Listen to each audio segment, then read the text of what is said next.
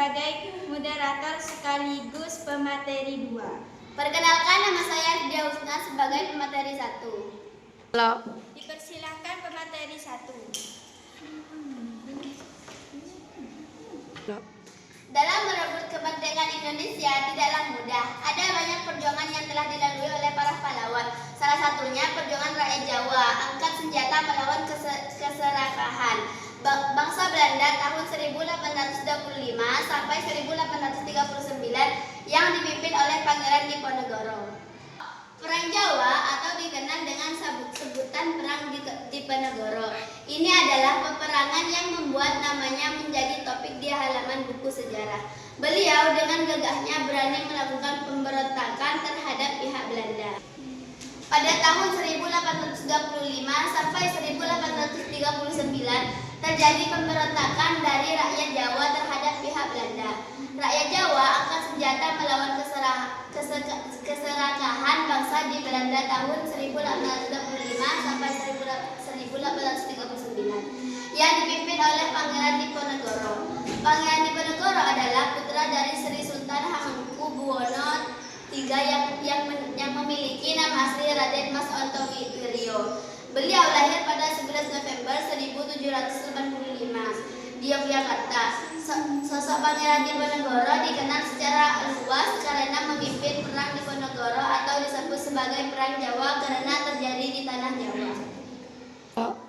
Dikutip dari laman di SMP Kemudikbud Goib, sejarah mencatat Perang Diponegoro sebagai perang dengan korban yang sangat besar hingga menewaskan ratusan ribu rakyat Jawa dan puluhan ribu dari Belanda. Perang Diponegoro bahkan menjadi perang terbesar selama masa pendudukan Belanda di Indonesia.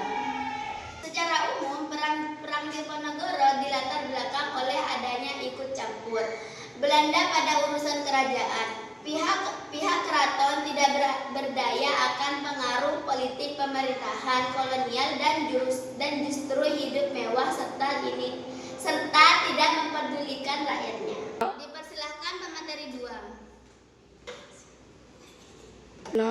Sejak tahun 1821, para petani lokal menderita akibat penyalahgunaan penyewaan tanah oleh warga Belanda, Inggris, Prancis, dan Jerman. Von der Capellen mengeluarkan dekrit pada tanggal 6 Mei 1823 yang menyatakan bahwa semua tanah yang disewa orang Eropa dan Tionghoa wajib dikembalikan kepada pemiliknya per 31 Januari 1824. Namun, pemilik lahan diwajibkan memberikan kompensasi kepada penyewa lahan Eropa. Kekecewaan Pangeran Diponegoro juga semakin memuncak ketika Pati Danureja atas perintah Belanda memasang tonggok untuk membuat rel kereta api melewati makam leluhurnya.